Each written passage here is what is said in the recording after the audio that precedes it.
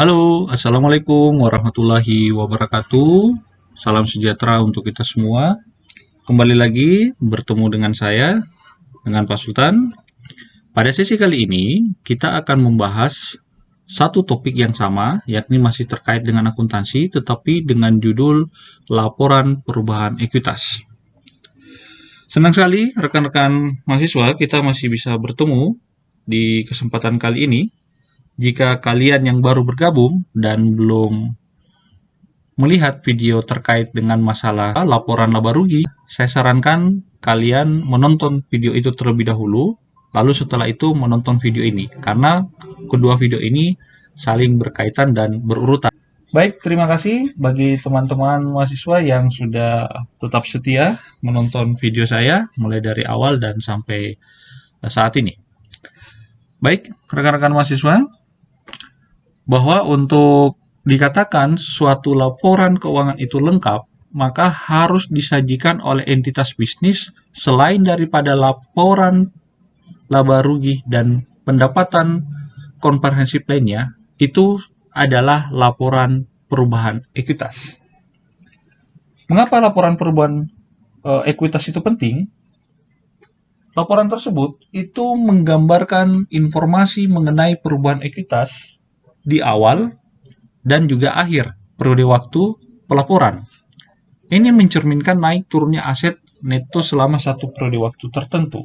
Nah, laporan perubahan ekuitas ini merupakan salah satu unsur daripada laporan keuangan sehingga bisa diterima dan dinyatakan dia sudah sesuai dengan PSAK. Nah, perubahan ekuitas yang berasal dari kinerja perusahaan itu menggambarkan jumlah total penghasilan dan juga beban, termasuk keuntungan dan juga kerugian yang diakibatkan oleh aktivitas perusahaan selama periode waktu tersebut. Teman-teman sekalian, sehingga apa yang akan kita bicarakan pada sesi kali ini itu berkaitan dengan laporan perubahan ekuitas, termasuk unsur, kegunaan, dan juga format laporannya. Baik, kita lanjut.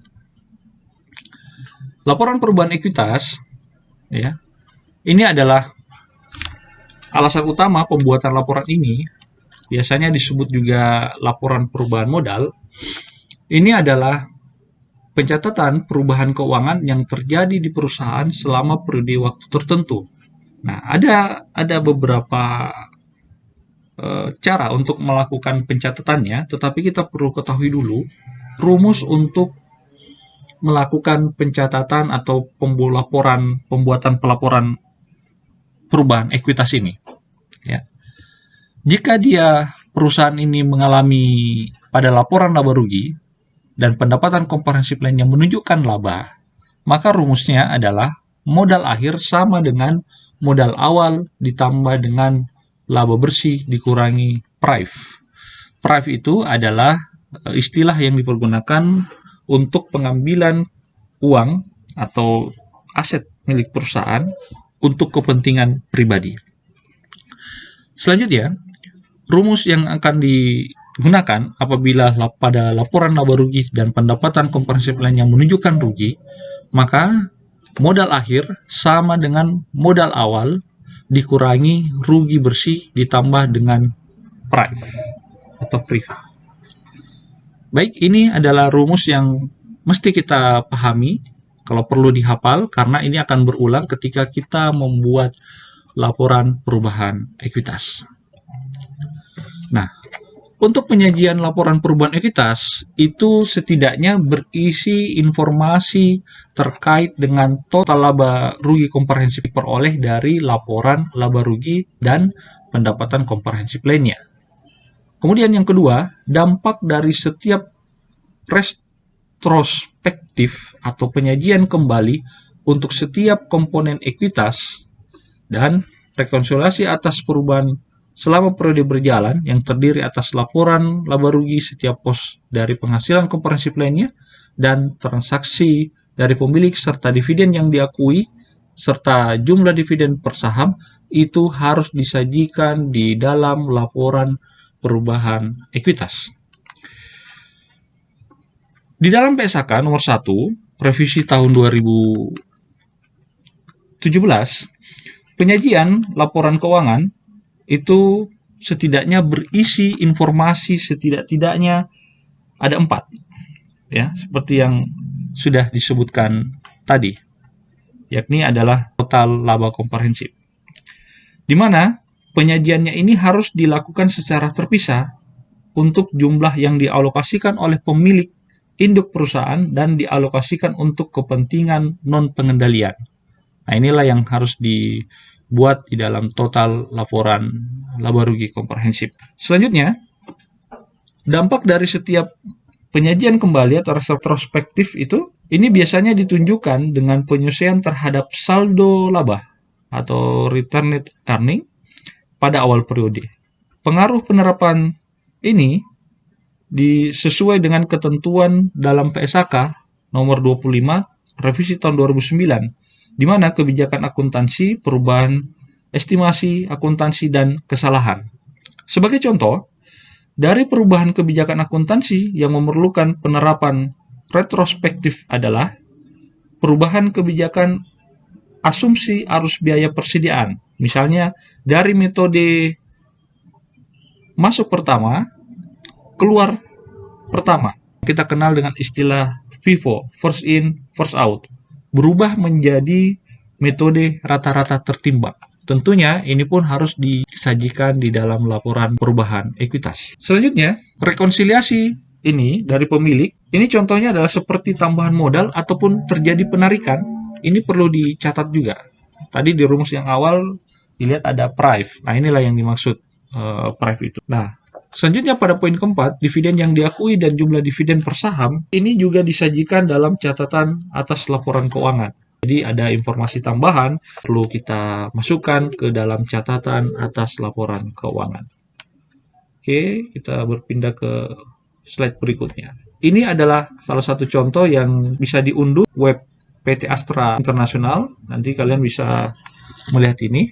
Ini untuk laporannya saya ambil tahun 2018-2019. Di sini kita bisa melihat bahwa penghasilan komprehensif tahun berjalan ini bisa di sini. Jadi nanti akan ada namanya saldo laba retained earnings seperti yang saya sebutkan tadi, itu akan masuk. Jadi modal akhir daripada modal pemilik ya atau perusahaan tahun ini adalah sebesar ini, ya. Jadi inilah nanti akan jumlah yang ada di sini pasti akan sama dengan jumlah ekuitas atau equity yang ada di dalam laporan posisi keuangan atau yang mungkin kalian kenal dengan istilah neraca. Baik, selanjutnya untuk laporan perubahan ekuitas ini berisi mengenai informasi mengenai total laba rugi komprehensif termasuk dampak daripada tiap penerapan retrospektif atau penyajian kembali setiap komponen ekuitas seperti yang sudah disebutkan 2 slide sebelumnya. Seperti itu teman-teman sekalian. Jadi ini adalah referensi yang bisa kalian baca lebih lanjut jika masih ada yang kurang paham atau mungkin ada yang mau ditanyakan, silahkan tulis komentarnya di kolom bagian komentar. Jika merasa bahwa materi ini bermanfaat, silahkan di like video ini, kemudian di share ya jika ini dirasa bermanfaat. Oke, baik. Terima kasih teman-teman sekalian atas kehadirannya di video saya. Lebih dan kurangnya mohon dimaafkan. Wabillahi taufiq hidayah. Wassalamualaikum warahmatullahi wabarakatuh. Tulis komentarnya di kolom bagian komentar. Jika merasa bahwa materi ini bermanfaat, silahkan di like video ini, kemudian di share ya jika ini dirasa bermanfaat. Oke, baik. Terima kasih teman-teman sekalian atas kehadirannya di video saya. Lebih dan kurangnya mohon dimaafkan. Wabillahi taufiq hidayah. Wassalamualaikum warahmatullahi wabarakatuh. Modal pemilik ya atau perusahaan tahun ini adalah sebesar ini, ya. Jadi inilah nanti akan jumlah yang ada di sini pasti akan sama dengan jumlah ekuitas atau equity yang ada di dalam laporan posisi keuangan atau yang mungkin kalian kenal dengan istilah neraca. Seperti itu.